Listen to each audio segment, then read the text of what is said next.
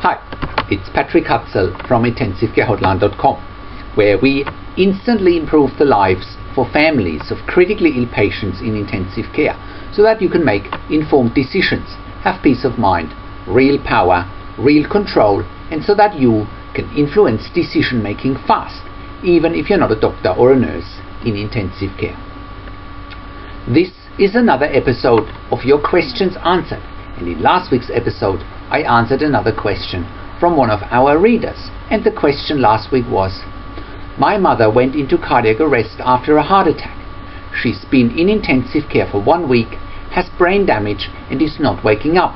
What should we do? You can check out the answer to last week's question by clicking on the link below this video. In this week's episode of Your Questions Answered, I want to answer another question from one of our readers, and the question this week is: my 39-year-old brother had a TBI. Now he's back to intensive care with Hydrocephalus and he needs a VP-shunt. Is this the best option? This question from Lisa formed part of an email counselling and consulting session with me. So, Lisa writes: Hi Patrick, my 39-year-old brother was in a motorcycle accident on the 28th of December last year, and he suffered a severe TBI, which stands for traumatic brain injury. He was in intensive care for several weeks on a ventilator and in an induced coma, and he never fully recovered. He went to rehab too soon and then ended up in a nursing home out of town because I think he didn't have enough time in rehab. I eventually got him in a nursing home closer to home about 4 weeks ago. On Monday, the 28th of April, the nursing home called to inform me he had fallen out of his bed, landing on the right frontal lobe, which caused another brain bleed. He is now once back again in intensive care pending a VP-shunt. What should I do? His level of care was full assist due to the traumatic brain injury, not to mention he had several broken bones that were not treated initially. He's also paralyzed on the left side but is starting to move his left leg. I have also seen a significant change in his speech in the past 3 days before he had the fall, and his speech had improved significantly. They are now telling me he has a hydrocephalus. A hydrocephalus is basically fluid accumulation in the brain. So to avoid any further complications, a VP-shunt would be the best option. Can you let me know if this is accurate? Thank you, from Lisa. Hi Lisa, thank you for making contact and thank you for using my one-on-one counseling and consulting services. I'm very sorry to hear what you and your brother are currently going through. It sounds like this is a difficult situation. It's very sad to hear that your brother needs full nursing care in a nursing home at such a young age. It's also sad and concerning to hear that your brother had a fall on his head that caused another brain bleed. It really makes me wonder if your brother is being cared for in the right facility if they can't maintain his safety, given that he's fallen out of bed, and you may have to look at other options down the line, including home care, if possible at all. Especially with a previous brain injury, the nursing home should have put strategies in place to avoid your brother falling out of bed in the first place. A VP-shunt will most likely reduce the pressure in his brain by having a device that can easily drain excess fluids in the brain. I have seen VP-shunts to be very effective in traumatic brain injuries and or brain tumor patients. Therefore, it sounds like this is the way forward. What concerns me though is that he had a fall in the nursing home, and it also concerns me that he wasn't given enough time in rehab. Head and brain injuries, including TBIs, take a very long time, and sometimes it can take many weeks and many months to get to the best possible recovery and functionality. It really breaks my heart to hear that your brother is now in a nursing home, and that's the best that can be done for him. specialized neuro rehab would be of utmost importance for your brother to get back to the best quality of life and functionality he can have. Maybe there is another chance for him to get back to rehab after he's had the VP-shunt inserted. It's good news to me that your brother is starting to move his left leg, and it's good news to me that you could see improvements in his speech before he had the fall. One of the biggest challenges with head and brain injuries and TBIs I have experienced in intensive care is that often people are not given enough time to recover. Critically ill patients with traumatic brain injuries and severe head and brain injuries in intensive care are often labeled as not having any quality of life if they do survive, and intensive care teams, from my perspective, can often be overtly negative in those situations. They often do this for their own self-interest because they don't want to invest the financial, equipment, staffing, and also emotional resources to improve TBI patients' lives and maximize their chances to survive and have some quality of life.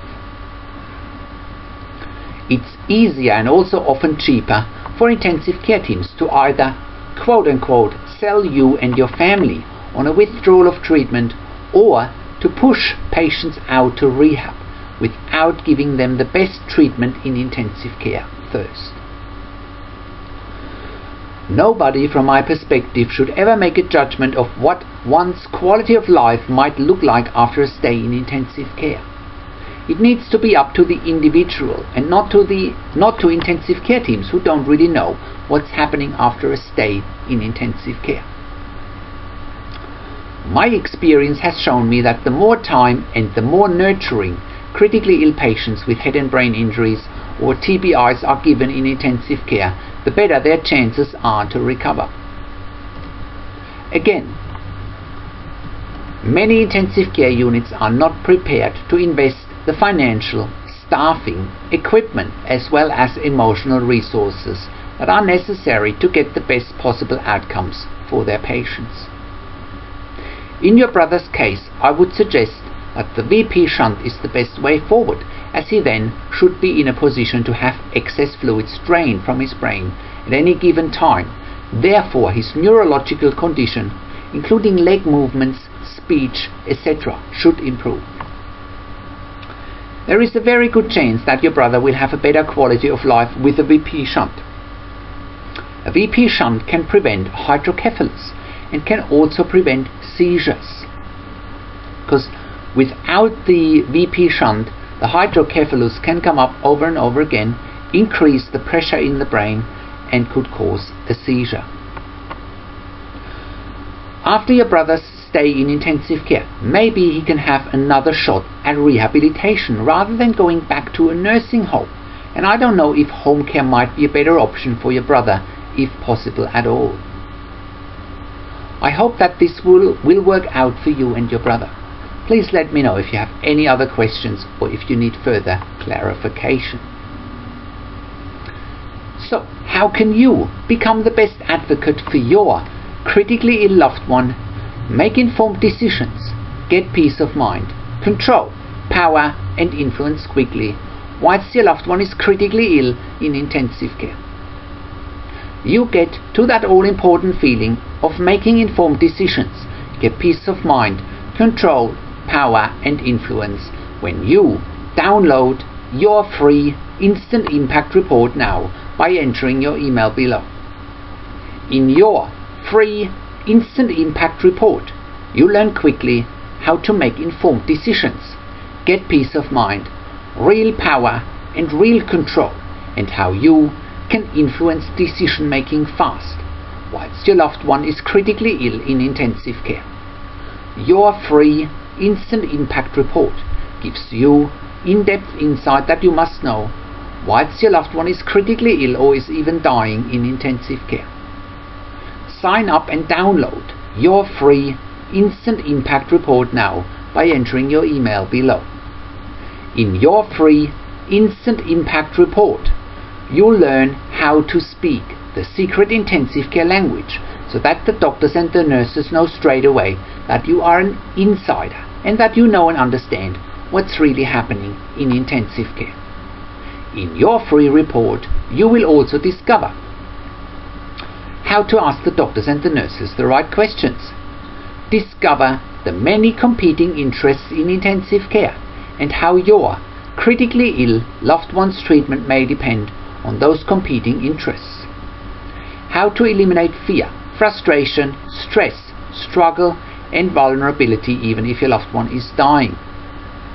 You get 5 mind-blowing tips and strategies helping you to get on the right path to making informed decisions, get peace of mind, control, power and influence in your situation. You'll get real-world examples that you can easily adapt to your critically ill loved one's situation. How to stop being intimidated by the intensive care team and how you will be seen as equals.